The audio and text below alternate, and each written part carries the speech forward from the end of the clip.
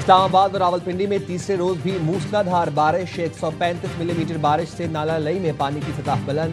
Urban fielding کا خدشہ، نشیبی علاقے ڈوب گئے، مختلف علاقوں میں پانی گھروں میں داخل، نظام زندگی معطل ہو گیا، گلیاں اور سڑکیں ندی نالوں میں تبدیل، گاڑیاں ڈوب گئیں۔ راولپنڈی سے اسلام آباد جانے والی ہائی وے پر بھی گاڑیوں کی قطاریں۔ جہلم اور سرائے عالمگیر میں بھی بارش سے نشیبی علاقے زیر آب آ گئے، جگہ جگہ پانی جمع ہونے سے لوگوں کو مشکلات کا سامنا۔ برساتی نالوں میں طغیانی سے قریبی آبادی کو شدید خطرہ۔ گجرات میں بارش کے باعث حادثہ، وین ٹرک سے جا ٹکرائی، خاتون سمیت 2 افراد زخمی ہو گئے۔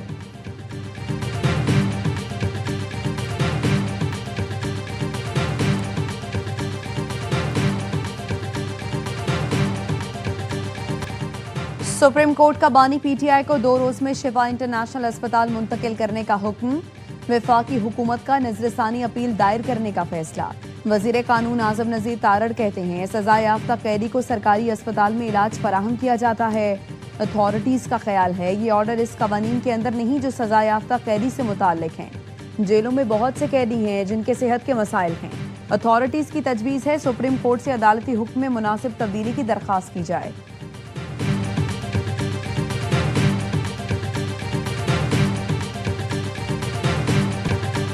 نواز شریف کا لندن کے جس اسپتال میں علاج ہوا، کیا وہ سرکاری تھا؟ پی ٹی آئی رہنما نعیم حیدر پنجوتا کا رد عمل، کہا ہم کوئی ڈیل یا این آر او نہیں مانگ رہے، یہ سیاسی نہیں، انسانی صحت اور زندگی کا معاملہ ہے۔ وزیر قانون عدالتی حکم پر عمل درآمد کرائے۔ علی محمد خان کا کہنا ہے نظر ثانی کی درخواست منظور ہونے تک حکومت پابند ہے کہ عدالتی حکم پر عمل کرے۔ عدالتی فیصلے پر عمل درآمد نہیں کیا جاتا تو یہ توہین عدالت ہوگی۔ صدر آصف علی زرداری سے وزیر اعلیٰ بلوچستان سرفراز بگٹی کی ایوان صدر میں ملاقات۔ بلوچستان کی مجموعی صورتحال اور صوبے میں جاری ترقیاتی اقدامات پر بریفنگ دی۔ صدر زرداری نے کہا بلوچستان میں امن، ترقی اور عوامی فلاح کے لیے وفاقی اور صوبائی حکومتوں کے مؤثر روابط ضروری ہیں۔ بیرونی سرپرستی میں سرگرم دہشت گردوں کی بلوچستان کی ترقی میں رکاوٹ ڈالنے کی کوششیں ہر قیمت پر ناکام بنائی جائیں گی۔ وہ دن دور نہیں جب بلوچستان سے دہشت گردی کا جڑ سے خاتمہ ہو جائے گا۔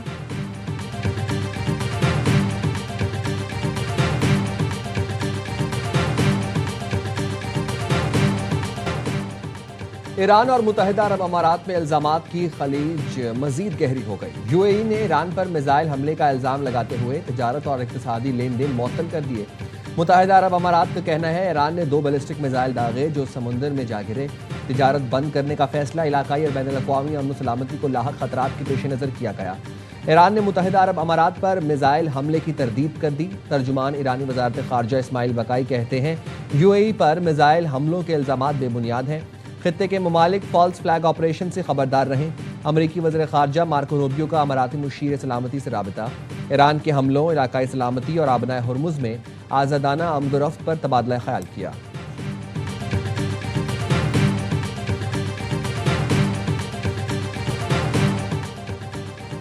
پاسداران انقلاب نے متحدہ عرب امارات سے منسلک ٹینکر کو قبضے میں لے لیا۔ فارس نیوز کے مطابق اماراتی ٹینکر نے رخ تبدیل کر لیا۔ اب وہ جہاز جبل علی کے بجائے ایرانی بندرگاہ بندر عباس کی جانب جا رہا ہے۔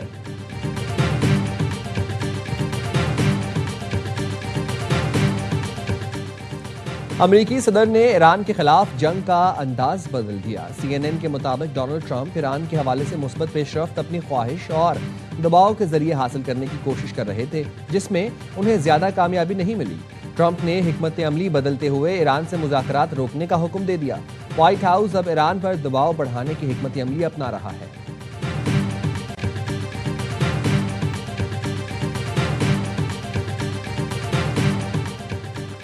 ایران کی خود مختاری اور حق خود ارادیت کے تحفظ کے لیے مزاحمت جاری رہے گی۔ جو ملک اپنا مقدر غیر ملکیوں کے سپرد کرتا ہے اسے بھاری قیمت چکانا پڑتی ہے۔ ایران کے نائب وزیر خارجہ کاظم غریب آبادی کہتے ہیں ایرانی قوم دباؤ کے سامنے نہیں جھکتی، کسی بیرونی طاقت کو اپنے معاملات میں مداخلت کی اجازت نہیں دیتی۔ ہم اپنے مستقبل اور مقدر کا فیصلہ خود کرتے ہیں۔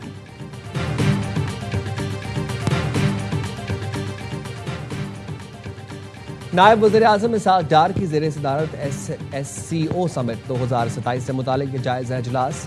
اسحاق ڈار نے سمٹ کی تیاریوں پر اطمینان کا اظہار کیا، تمام انتظامات بر وقت مکمل کرنے کی ہدایت کی۔ کہا پاکستان SCO اجلاس کی میزبانی کے لیے پرعزم ہے، تمام متعلقہ ادارے انتظامات کو منظم اور کامیاب بنانے کے لیے مربوط اقدامات کریں۔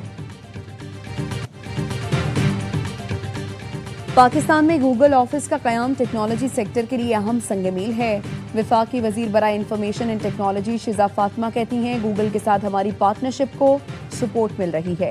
گوگل کے پاکستان آنے سے اور بھی بڑی کمپنیز کی راہ ہموار ہوگی۔ گوگل نے گزشتہ سال 3.5 لاکھ سرٹیفکیٹ تقسیم کیے۔ پاکستان میں 120 گیمنگ کمپنیز کو بھی ٹریننگ دی گئی۔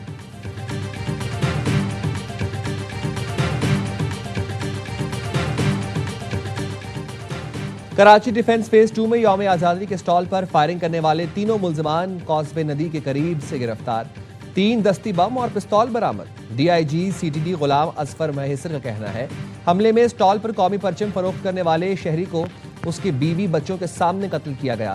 CTD اور حساس ادارے نے تکنیکی شواہد کی بنیاد پر ملزمان کا سراغ لگایا۔ گرفتار دہشت گردوں میں ظفر علی، فراز اور سجاد احمد شامل ہیں۔ SSP عرفان بہادر کے مطابق گرفتار دہشت گردوں نے اپنا تعلق کالعدم SRA سے بتایا۔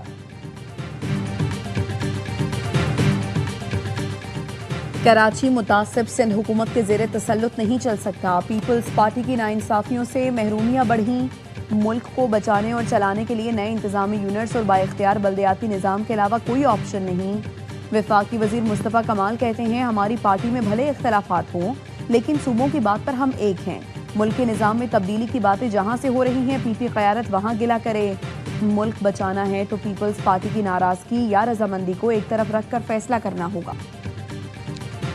کہیں ایسا تو نہیں آپ پیا کے منظور نظر نہیں رہے، ہمیں پتہ ہے آپ پریشان ہیں کیونکہ آپ جانے والے ہیں۔ امیر جماعت اسلامی حافظ نعیم الرحمان کا لاہور دھرنے سے خطاب، کہا اب نظام چلانے والے بھی اپنی ناکامی کا اعتراف کر چکے کہ ڈیلیور نہیں کر سکتے۔ شاخوں کو جھاڑنے سے نظام صاف نہیں ہوگا، جڑ سے اکھاڑنا ہوگا۔ سرکاری بابو بڑی گاڑیوں سے اتر کر غریبوں کا ٹھیلا الٹتے ہیں۔ بیوروکریٹس خود کو آقا اور عوام کو غلام سمجھتے ہیں۔ پیٹرول 225 روپے اور بجلی سستی کرنا پڑے گی۔ پیٹرولیم لیوی کے خلاف جماعت اسلامی کا کراچی میں گورنر ہاؤس کے سامنے بھی دھرنا تیسرے روز جاری۔ شرکاء کا پیٹرول سستا کرنے کا مطالبہ۔ پشاور میں بھی گورنر ہاؤس کے سامنے دھرنے میں بڑی تعداد میں عوام کی شرکت۔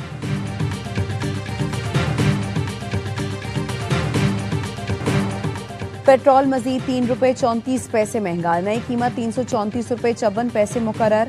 ڈیزل کی قیمت میں 5 روپے 27 پیسے اضافہ، 1 لیٹر 395 روپے 69 پیسے کا ہو گیا۔ اوگرا کی منظوری کے بعد پیٹرولیم ڈویژن نے اعلامیہ جاری کر دیا۔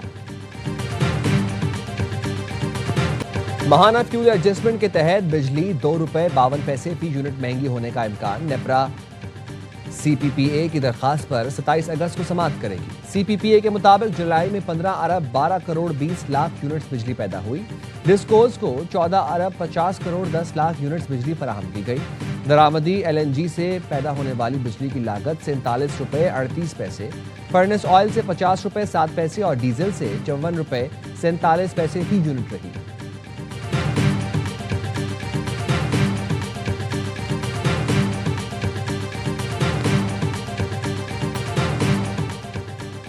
زرعی انکم ٹیکس کی وصولی پر IMF کو مطمئن کرنے کی کوششیں تیز، حکومت کا صوبوں کی مشاورت سے متبادل پلان تیار کرنے کا فیصلہ۔ ذرائع کا کہنا ہے 30 ستمبر تک مقررہ ہدف حاصل نہ ہوا تو اکتوبر میں صوبوں سے فکس ٹیکس پر مشاورت متوقع ہے، جس کے تحت فی ایکڑ پر 5000 روپے انکم ٹیکس عائد کرنے پر غور کیا جا سکتا ہے۔ IMF کے مطابق معیشت میں زرعی شعبے کا حصہ 24.5%، جبکہ ٹیکس وصولی میں زرعی شعبے کا حصہ 0.3% ہے۔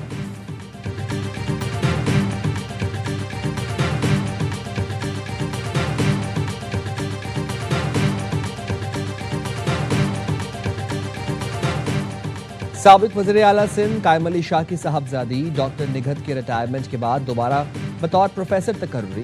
سندھ ہائی کورٹ نے درخواست ابتدائی مرحلے پر ہی ناقابل سماعت قرار دے دی۔ جسٹس عدنان الکریم میمن نے ریمارکس دیے، سندھ کابینہ کا فیصلہ پالیسی نوعیت کا ہے، کوئی دائرہ اختیار کا نقص یا بدنیتی نہیں۔ کابینہ نے عوامی مفاد کے پیش نظر ڈاکٹر نگہت کی تقرری پر غور کی ہدایت کی۔ کابینہ کے فیصلے سے تقرری کے قانونی طریقہ کار کی شرائط ختم نہیں ہوتی۔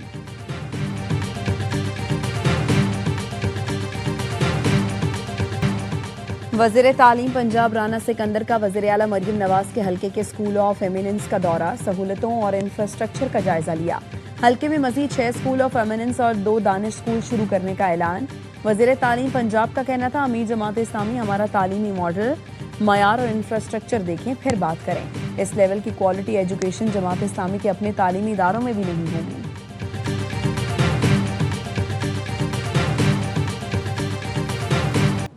सदर नून लीग और नवाज शरीफ और वज़ीर आला पंजाब मरीम नवाज से सऊदी सफ़ीर की अलविदाई मुलाकात। नवाज शरीफ और मरीम नवाज ने नवाफ बिन सईद अल मालिकी की पाकिस्तान और सऊदी अरब के लिए सिफारती खिदमात को सराहा।